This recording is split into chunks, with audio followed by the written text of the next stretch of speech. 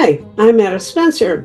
Let's go to Switzerland. I haven't been to Switzerland in, I don't know, 8 or 10 years. Hello. And hello, Michelle. It's wonderful to meet you.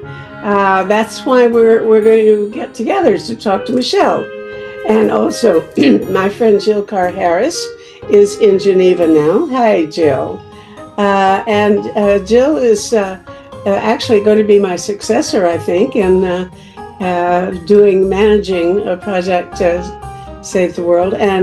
But she's a traveler and an outreach person. She goes out and meets 10 times as many people as I do, and knits them together into a wonderful community worldwide. So Jill, today, is in Geneva, I believe. Or are you? Correct. Geneva. Correct. Yeah. And has been traveling around Europe the last week or so, and is going to go back to India within a few days, I rather imagine. So in the meantime, she's been attending a number of meetings. Have you been to Rome yet, Jill, for this? No, I leave for Rome day after tomorrow.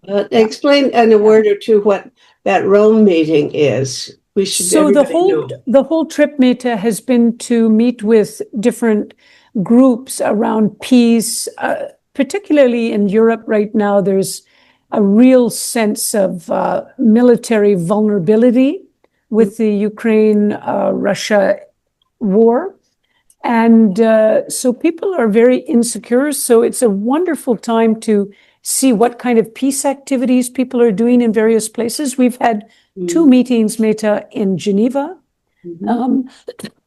each about, no more than 20, 25 people, but people who are extremely active. We've had one meeting in Zurich with about 45, 50 people.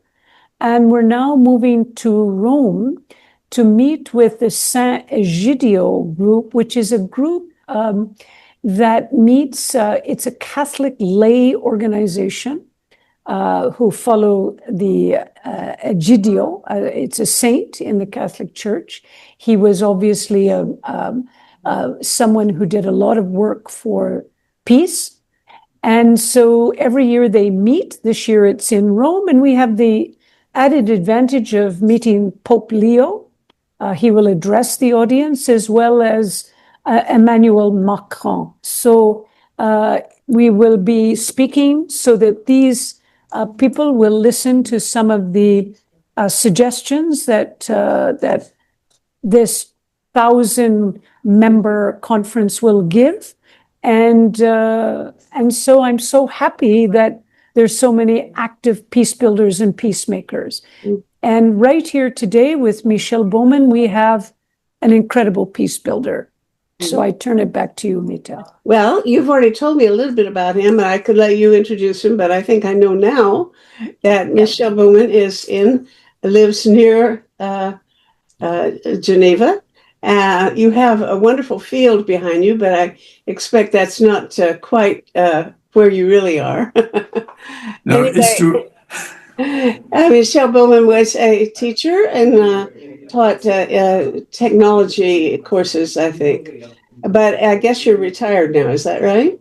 From teaching? Yeah.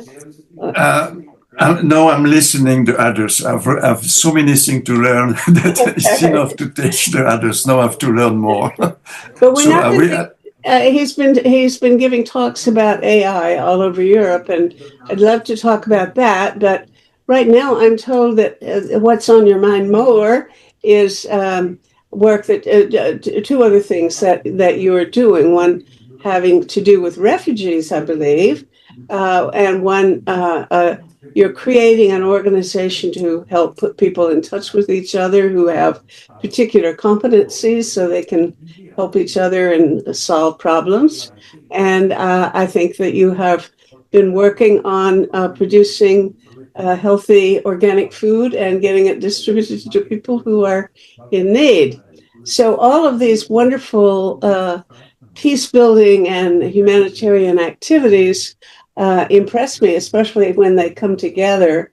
And I like the idea that some people have of many different interests that I'm that way myself. I know a little bit about a lot of things and not much about any one thing.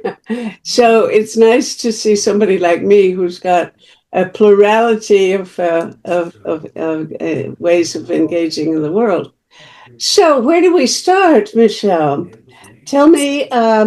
I'll let you tell me in your order of preference what you want to tell me about first. So I will, with pleasure, tell you about the meal program.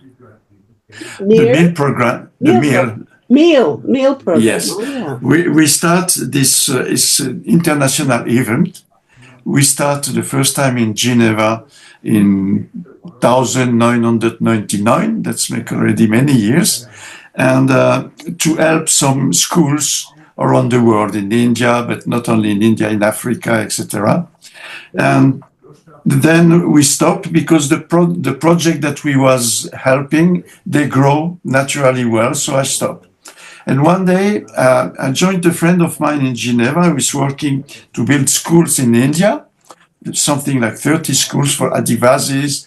And he told me, come on, you have to follow me to a place where you will find somebody that I'm sure will join with you very nice things. His name is Raja Gopal. I want to present him to you. And Rajaji told me that he was expecting to make a big work around in India, but he was expecting a little bit of money, because if you have 100,000 persons, you have to care about them, you know. That means that he needs somewhere like 5,000 persons to care about it, about sanitary, etc., etc. And he was looking to raise money for this. And I say, come on, I have a project already that I did many years ago. Everything is packed. So it will be a pleasure for me to see how we can help you with other associations too, to build this program the better that we can to be helpful.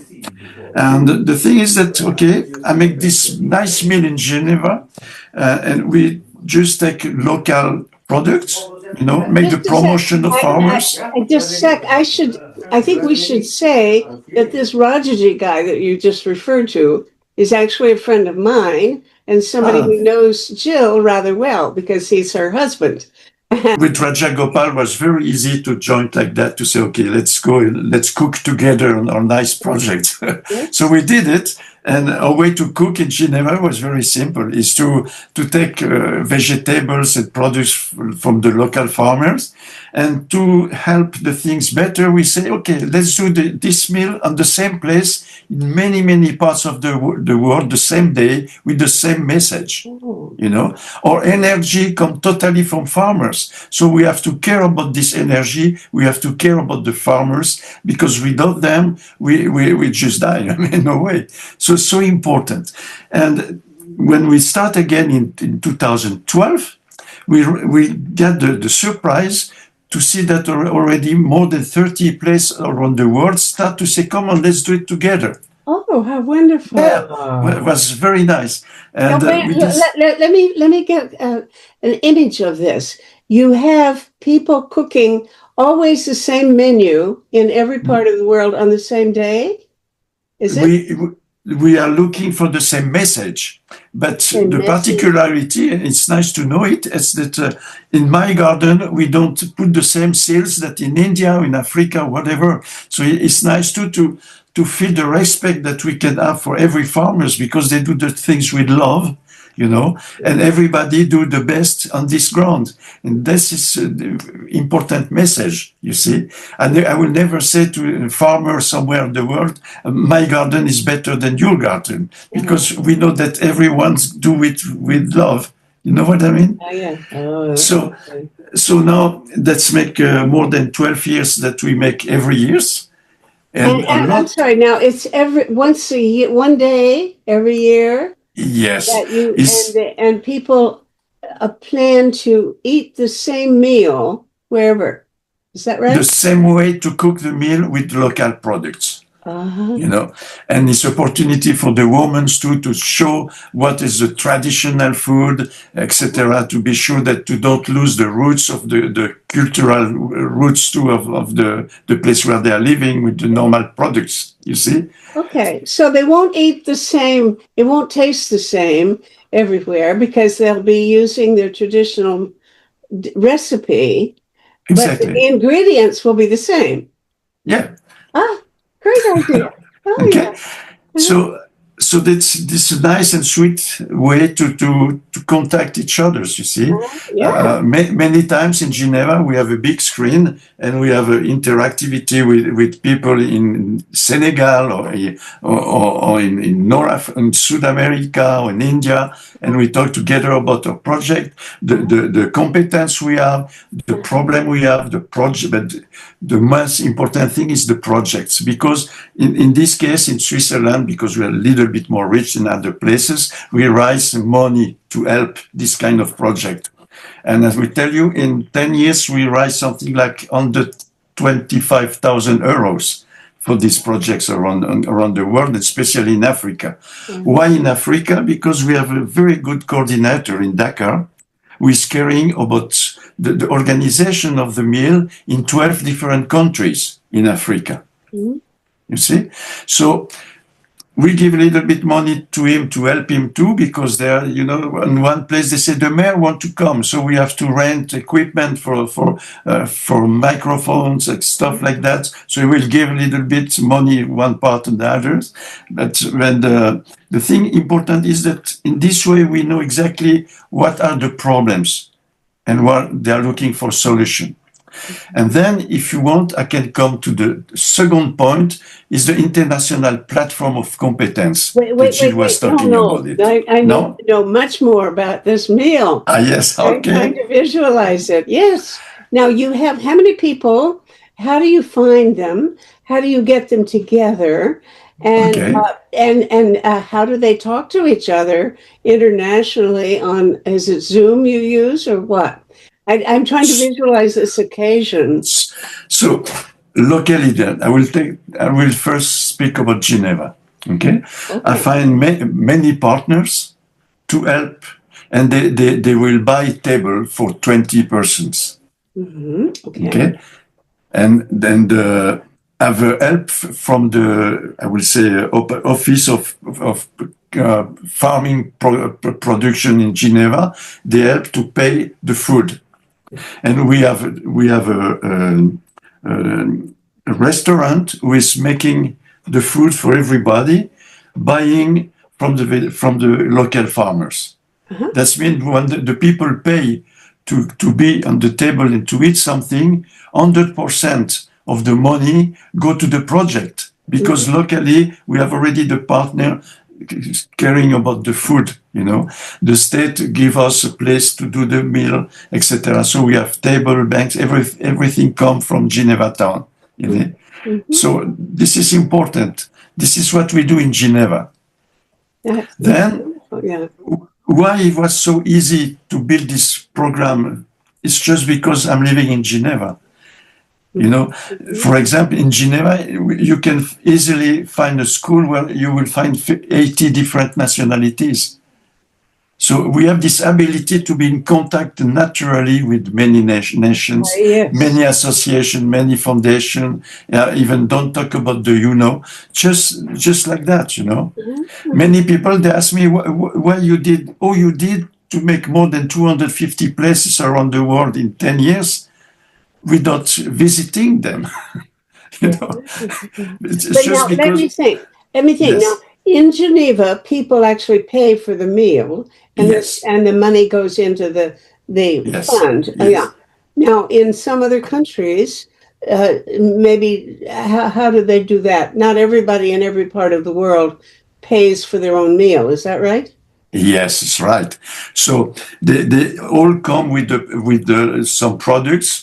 You know, and normally, I like to cook, but normally in these countries, like in Africa, the women, they start to make the food with it. You know, somebody come with beans, the other one with rice, the other one with maize or whatever, and they build like that. It's much cheaper, you know, in this way. So it's just the local way to understand that it's important. We help the farmer, so it's a win-win situation, because in this case, the farmer, they will help us too. They will bring local products for the food. Thank you to be helpful for us. In Geneva, for instance, we don't pay the bread, because the bakery, they will give 50 kilos of bread. We used to drink wine in Geneva, so somebody will give 80 bottles of wine, So we are building the things like that naturally, not only with money, but the way to make present is something important too.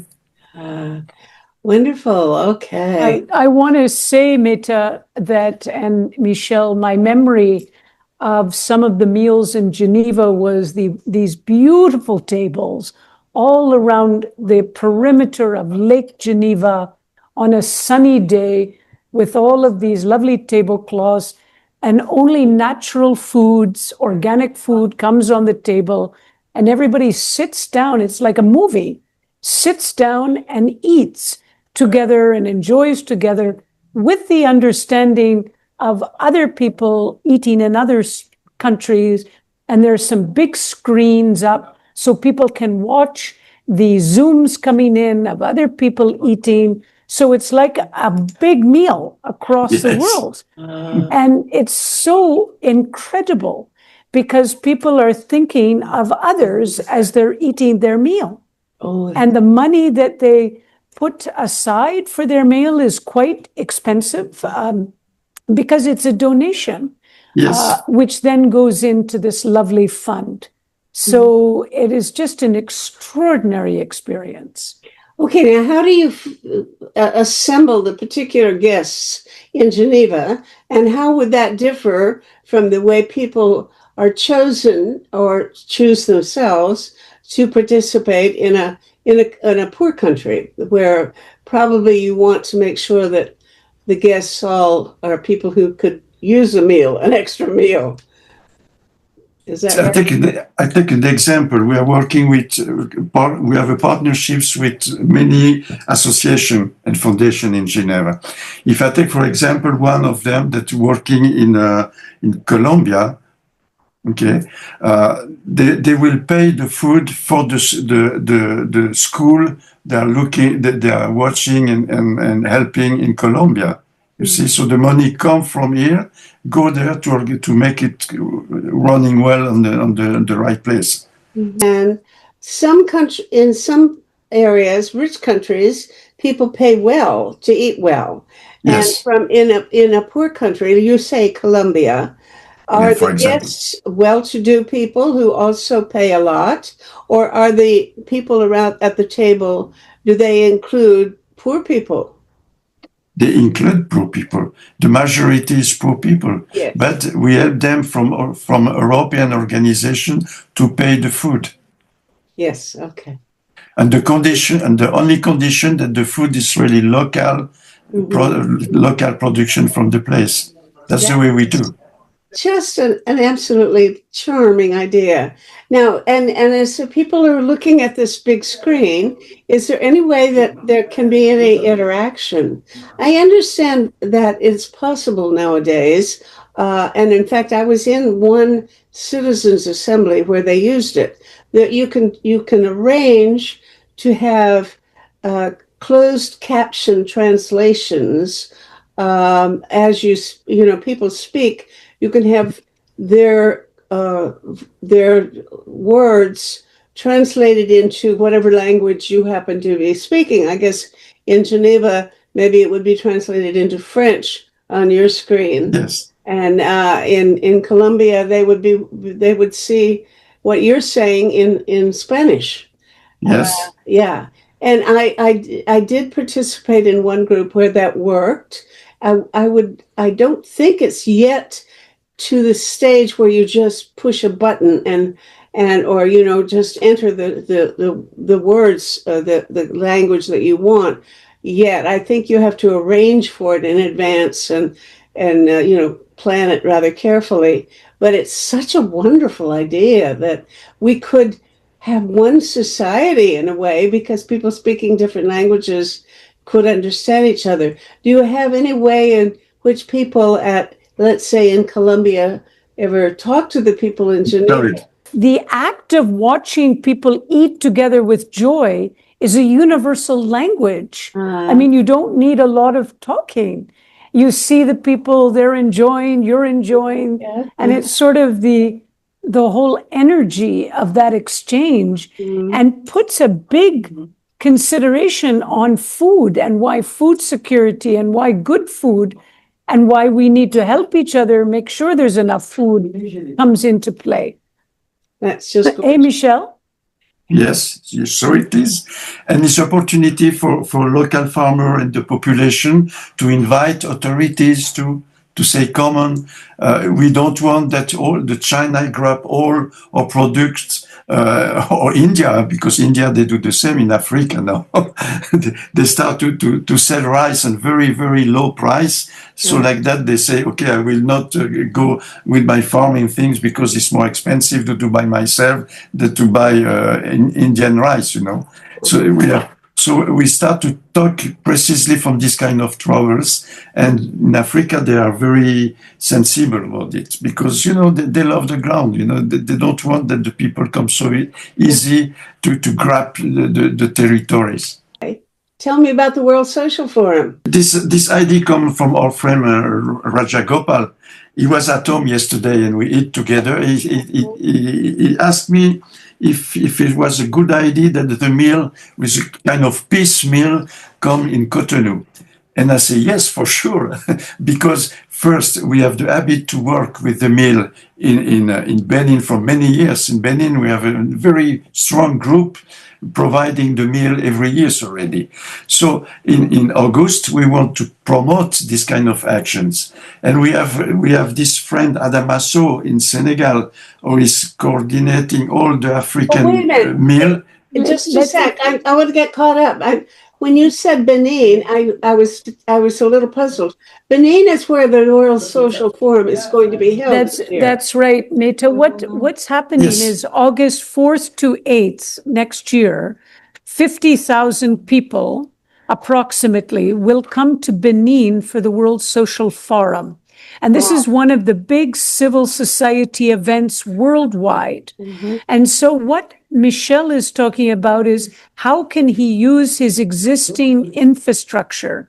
Because already he has many meals going on in Benin.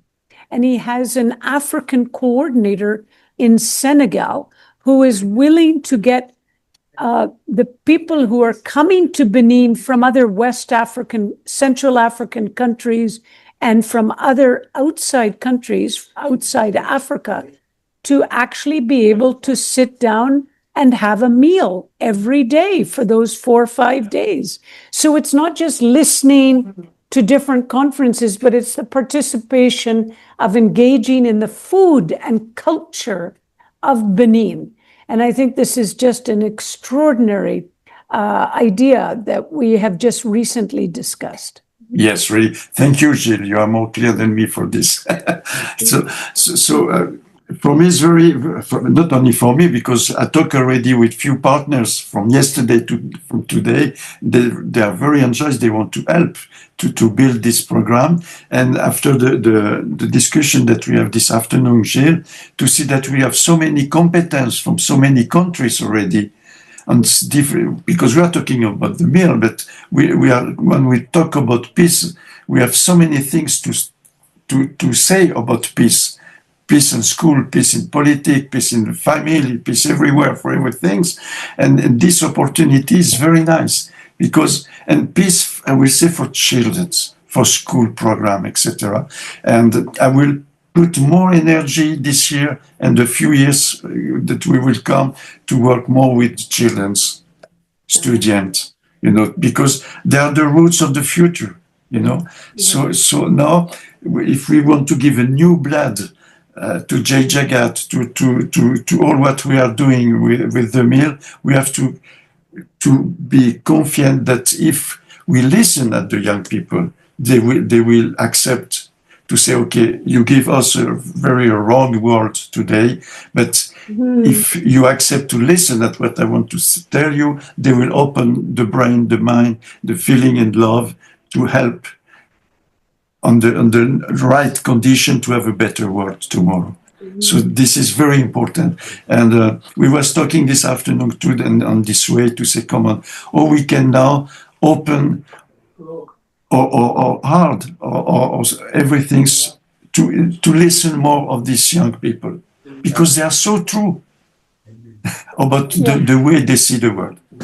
And Michelle was reminding me, Meta, that 80% or more of young people in Africa are under, so 88% of the population is 25 years and under.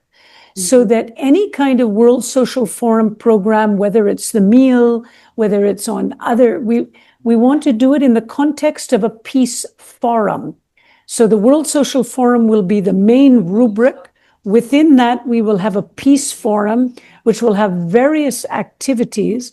And within those various activities, one will be the peace meal. So this is what we discussed in our meeting today, is to give much greater emphasis to the youth and to encourage them through food and lively programming to join and to see that the militarization in Central and West Africa is something that needs to be counteracted by peace building, by nonviolent action, by various kinds of human rights programs. So this was the way the peace meal will fit into the peace forum. Can you tell me a little about the way people are recruited or select themselves to attend the World Social Forum? I've never been to one. So I've seen lots and lots of pictures, but it sounds as if for this particular forum, you're hoping to get a more of a distribution of young people as regular delegates, or I don't know, will you call them delegates or you call them voluntary participants? I think anybody can go. Is that right? Yeah. And lots of NGOs go. And there is no effort to make anything kind of like a representation of a larger population, right? There, it's all voluntary and not like delegates or something. No, not like it. So the World Social Forum, Michelle knows, was set up as a response to the World Economic Forum. The World Economic Forum was seen when it was first started in 2000 to be mainly the very wealthy corporations who could afford to pay the registration of 8,000 Swiss francs, whatever it is, and be able to go to Davos, Switzerland. And the discussion is much more around how business and government can collaborate on, how government can ease business partnerships in their societies. So the World Social Forum was set up as a response not to be top down, but to somehow be bottom up. And in structuring it, they started in Brazil under the Lula regime, and it was a bit of a more connected to the values of the social democratic left parties at that time. But gradually over the years, every 2 years now, the civil society meets to discuss their various issues, and they are given spaces, they rent spaces at very modest rates to have their conversations. They bring the events. They bring their people. They have to register with the International Committee. But I want to tell you, this International Committee, Meta, the co-lead, Abdou Sow, was a trainee of ours in India way back in 2013 and 2014. We helped to train Abdou Sow. Wait a minute now. When you say we, you need to explain who Jai Jagat is. Yeah. So this was part of the Jai Jagat. This was run out of India. It was leading up to a very big campaign. And we did a lot of training of young people. And Abdou Sow came as one of the trainees. We first went to Africa and did a training with him in Senegal, a lot of other people. Then he came to India in 2014. Okay, hold on. You still need to explain what Jai Jagat is. So Jai Jagat means victory. First of all, that it's your outfit. When you say we, it's Jai Jagat. Right. Okay. Right. It's an outfit that grew out of our work in Ekta Parishad in India in order to respond to global issues, whereas our organization Ekta Parishad in India was responding to national issues. Okay. So it grew to be a global response from the people we were working with in India. And for that global response, we trained numerous different groups over a 7-year period before we launched a worldwide campaign of marching from New Delhi to Geneva in a foot march that took 1 year. So these were all the preparations. And in that training in 2013, first in Africa and then in India, was a young African Senegalese who was from the pastoral community in Senegal. He got very inspired. And today he is one of the 2 leaders of the World Social Forum for Benin. And because he was trained in our Jai Jagat trainings, he wanted nonviolence and peace to be a central part of the World Social Forum. Traditionally, World Social Forum covered social justice issues or various other issues, but not specifically peace. And this year, we are creating a peace forum within the World Social Forum because of Abdou Sow's connection with us and interest in doing so. And he's convinced the International Committee. So we are now in the process of structuring this peace forum in Benin in August next year, in which we can attract the maximum number of people, not just NGOs, but a lot of youth, even political people, in order to really look at some of the geopolitical and difficult issues of peace building in Africa. And it's mainly French, Central, and West Africa. And it just so happens that there are many groups doing many different types of things. So we are drawing those groups into the organizing. And because of Michel's longtime work on helping people to understand food and the meal and his African outfits, he is one of the groups that is helping to build this peace forum. That is. Yeah. Well, you see, I didn't even know that myself. And here we worked together all summer. Maybe it wasn't even true. Maybe through the summer, maybe this has being organized now, and that you're bringing me up to date about what you've been doing the last few weeks. But I'm glad to know it, and of course, I'm very glad that our listeners and viewers will know about it too, because I bet some of them would like to participate. If somebody wants to participate, how would they get in touch and start looking at plans to attend next August? So there is a registration process under the World Social Forum 2026. So they would apply and they would say they would like to be part of the Peace Forum. That's what they need to do at this point. And then slowly more information will come on the website. The next preparatory meeting is in a month's time in Thailand. And we will be attending that to help build consensus around what this peace forum within the World Social Forum is going to look like. So that is a process going on. Yeah. Now then, let me get back to what Michelle's part in this whole thing will be. Is it primarily, Michelle, that you're trying to plan the meal as a frequent or everyday event during the entire World Social Forum? So Gilles told you that the meal will be for 4 or 5 days in Cotonou, in this action. But normally the meal is every year the Saturday, the nearest Saturday from the autumn equinox, because it's the best compromise about global meteo around the world. And till yet, no rain. in 12 years, no rain on this date anywhere.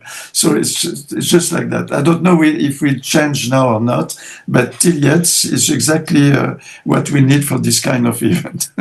So now, some exceptions, yes, sometimes one will do one day after, one day before, but normally not. Everybody is really on the same mood.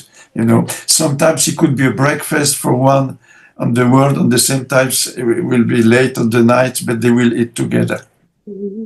It's always indoors, or do you sometimes meet under the trees?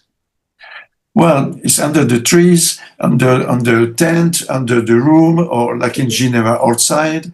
Depends, Sometimes we have 20%, sometimes like in Geneva we have 200 people, So depends. And something is magical, because I remember one day, near from here, a little town, somebody phoned me 72 hours before the meal, asking me if they can do it too with family and friends.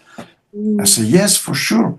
And then I said, but perhaps it should be a good idea to phone to the mayor to see if he wants to come to know what's happened. They phone to the mayor, and the mayor says, it's a pity, because this day I'm with 70% old people, and we make a food there for them. And on the same way, he said, hey, mate, come on, we can do it all together. So on the beginning, on the same day, they were thinking about 20%, and finally there was more than 100, 72 hours before. And the fact is that it's very nice to start the meal with few association. The first time, perhaps there will be 10%, that's the matter.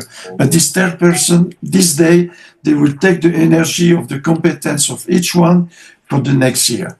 And the year they will start like that, sometimes the smaller seeds, they make the biggest tree. Well, and I'm a little puzzled by how you're going to get 50,000 people into a small town in Benin. What's the population there? I have no idea. What I know that is they are building a new airport for this. The prime minister, the president has agreed not only to build an airport, but he's constructing stadiums, and so he's into spending a lot of money to house and accommodate all the people coming in. Is the stadium a place where they'll have the meetings? That'll be one of the places that they'll have the big meetings. Yeah, absolutely. Oh, wow. Okay, that's wonderful. Okay, now you also work with refugees. Am I right, Michelle? And yes. Go ahead and tell us the next part of your very wonderful life plan. What you're working on. So I will be short on this way, because to talk about what we are doing is not so productive. We used to do it very carefully, quiet, because we don't want to give arms to the people who don't want them. But what I can tell you, sometimes it's hard to work with refugees because they come from a country where they are already in business with Switzerland or with others, and they say, if you take these people like refugees in a country, we will cut the business that we have together, So just to give you an example, what we don't talk so much about what we are doing. We are just doing, really. Gilles knows that I have one Tibetan and two nice women from Mongolia here in my flat. We are working for Iranian people, for many people that they are in trouble with the country where they are. but principally for the people that we know, if they have to go back, they will be killed, you know. So we don't, we have a big art purpose, but we watch out really what we are doing. Not so much, but what we can do, we do. Yes, okay, I understand that quite well, that refugees are never really free of threats from their home country. Because we are talking about political refugees, actually. Yes. And we work in this direction from what about, nearly 20 years. May I ask, refugees being, do you have any of the men who fled from Russia to avoid being mobilized to go kill Ukrainians? There were about 1 million Russian men who left, and they have had a terrible time because many countries will not let them in, and they can't. They're stuck, usually stuck in one of the post-Soviet countries, one of the countries that had been part of the Soviet Union, because in many of those countries you can get in with an internal passport and you don't need an international passport. So they go there, and then they can't go where they really would like to go. And do you know anything about that as a project? I mean, I'm very concerned about that personally, but I can't seem to make any headway in getting recognition or openness for these people. So, in the fact, if we sometimes can be helpful, please just send me really a message about it, and we will have a talk together. Really, you know, Okay. that's the way we do. Prefer to do it. Okay. Okay. Well, go on I now can- and let's talk I can about. give you, sorry, I will just give you an example from a guy from Chechnya, and that's already 8 years that he's expecting to be protected from Switzerland, and is still yet not refugees officially, you know. And he found to me sometimes it's terrible because in Geneva you have more than 10,000 refugees from Ukraine. And for me, that I'm expecting for so many years, just because I'm from Chechnya, nobody want to know about me, you know. So you can talk about Russian or about Ukrainian, about Chechen. Everyone is different step where they are really on this life, and we cannot take all the things and to say we do like that or do like that. Every person is different. Yeah.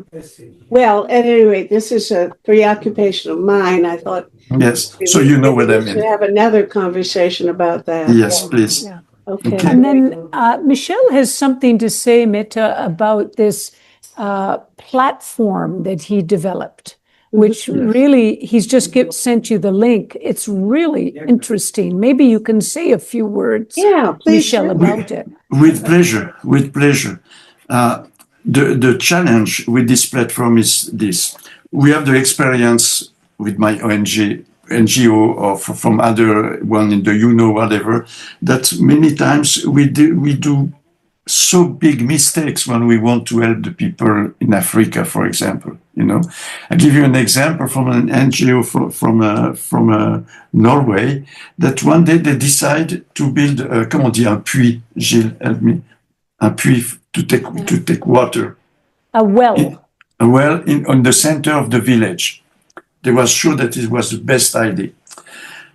Some months after, all the village was sick because all the dust come inside this water. Oh. You see? And more than that, normally the women, they walk 1 kilometer to take water for the village, for what they are doing. But it was the place for the women to talk about the village, to talk about, because they care about all the things.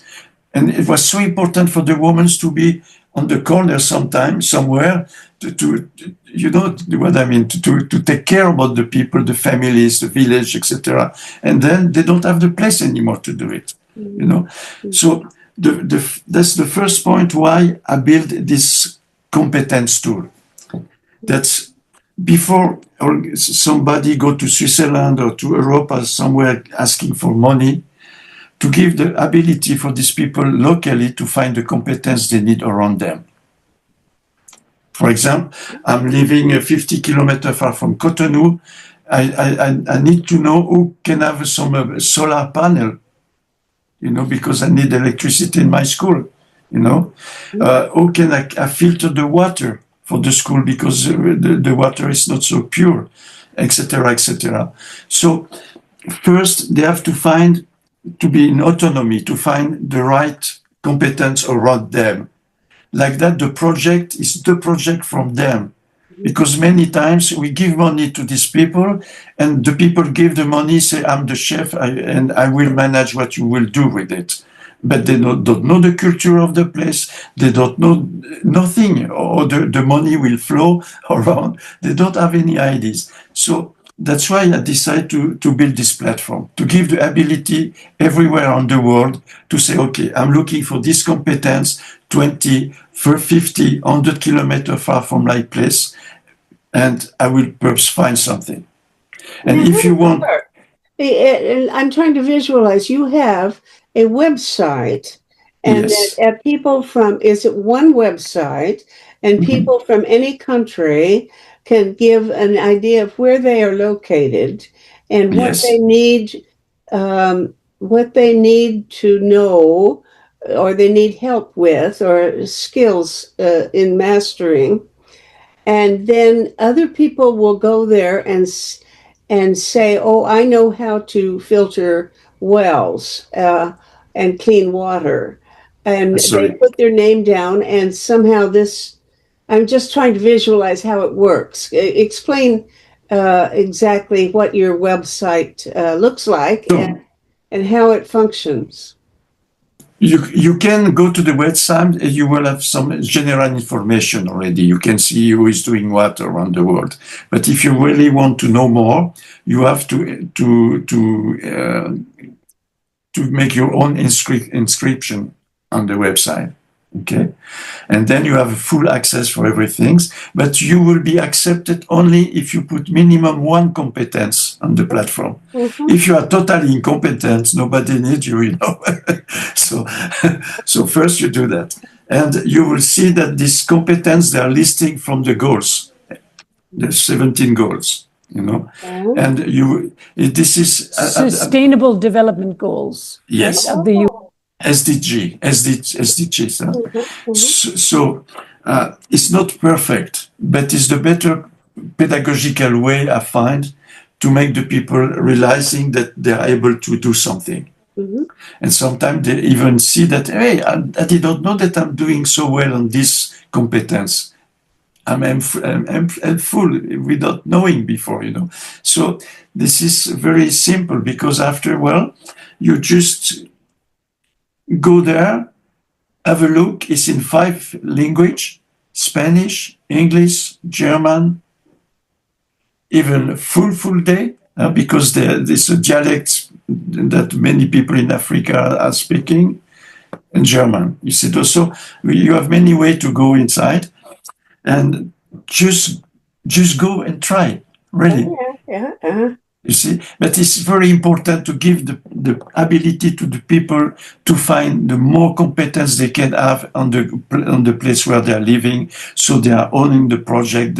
Nobody can grab the project and say, it's not yours, it's mine, because I pay you to do it, Okay, now suppose somebody says, here, I need somebody to help clean the water from this well. It's not pure. And you see that about 500 miles away, there's somebody who has probably that kind of skill, or at least you think that might be something they could do. How do they contact them? Do they individually make a phone call or use WhatsApp? They have the all contact, even if they don't want that somebody see the email address. They have the ability to contact them with the private post. Okay. If you want, you can make your website. If you have one, you can make your phone call. Everything that you want to do, and the language. If you are local language, you can put this one too inside.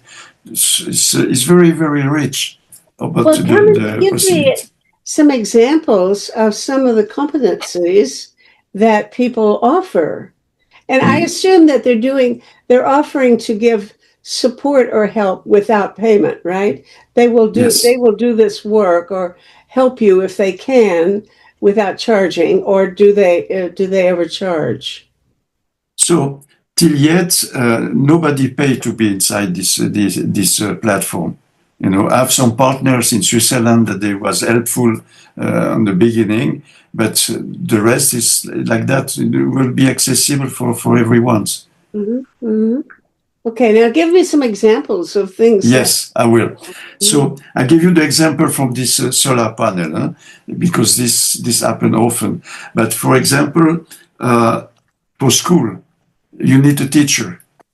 And then you are looking for somebody can come to help you to learn more about agriculture, you know. Mm-hmm. So we are working with association in Africa that we know that they can be very helpful to help on this direction. Mm. So then, because they are in so many countries, they don't mind if they have to make 200 or 300 kilometers to reach a point to be helpful. They do. They do. But I had the impression that you were talking also about individuals, that if they Yes, for everybody. Can be association, schools, individually. That's a matter. Competence. We are looking for competence. That's all. Mm-hmm. You know, like today, we in our meeting with Rajaji and Gilles, was 20 different competence, and that's a matter if they're in association or alone or whatever. I don't mind. What is important is the right people for the right project. Uh-huh. Uh-huh. That is just a terrific idea. Mm-hmm. Good for you. What do you have the largest amount of demand for that people are asking the most with help? Oh God, there are so many ways. You asked me to have a look. We have somewhere like more than 4,000 competence there in 46 countries, I guess. So I've no time. I just look if they are wrong or right on the inscription, because I'm looking if they are making mistake or not. You know, I have somebody in Africa did the same job, another one in South America, another one for East countries, because I cannot control all this. You know, so we just see. They are able to do it. I mean, they put the internet page, for example. So I will go to the internet page to see if they are really doing something. I can. We have some competence everywhere a little bit. So I come and can you have a look if this one is joking or is really doing something, you know? And we are working like that. No other ways. So in many places they are looking for poverty a lot. To give food to the people, that I would say in Africa is the one of the most important things, you know. Mm-hmm. And you are spending a lot of your time administering this. If I'm not, when you talk about it, it's like you're busy, just running. I'm a little bit busy. Yes, but you know, it's my way to. It's like that, you know. Yeah. I'm not retired for anything, so I have so many things to learn from everybody. You know, it's a pleasure, really. Yeah. You know, Jill tested yesterday. We are helping some Iranian people, and they learned to us how to make a very good Iranian food. So you know, it's just listen. This is nothing to do with charity. It's just the pleasure to be in win-win situation in any cases, and like that, everybody can be a little bit more peaceful on this approach. That's the way. So the meal is there to make the people have the feeling that they are really together, and that we can share the same problems, the same solutions anywhere we are in the world. Huh? I bet you have some people who are in both of your projects. That is, maybe some people who've enjoyed meals with you from other countries also hear about your other projects and maybe offer their services and their competence in the other domain. Is that true, or are people in one of your projects unaware of what's going on in the other one? I'm sorry, I didn't understand Is what there else. some overlap in Yeah. these two projects? Are some of the same people who organize meals also the people who offer their competence in your other project? Not really. No? Not really. No. I will say allez, I will try to say something like that.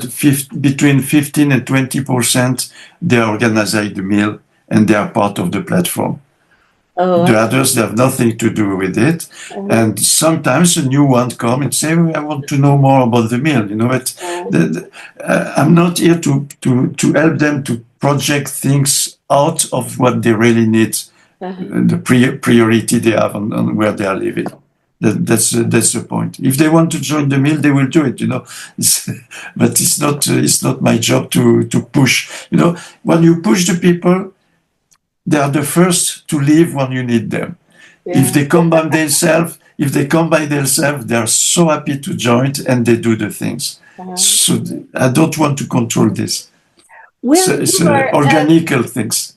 such a wonderful, shining example. It's inspiring to hear you discuss your own work. And I just hope that people understand how glorious it is for someone to take that kind of initiative and be proactive. There's a word for it, social entrepreneurs. And I don't know whether I would not call myself a social entrepreneur. And I had to kind of look it up. It's not a term that comes easily to me because to me, an entrepreneur is somebody who's trying to get rich, and I don't think you're trying to get rich. I'm rich. I'm rich from many things, not with money, but wow, so rich. Well, that is what is so wonderful to be able to show you talking about your experience and showing the joy that you get from doing it. Because, I have friends who can't think of anything to do with their time but maybe go traveling or go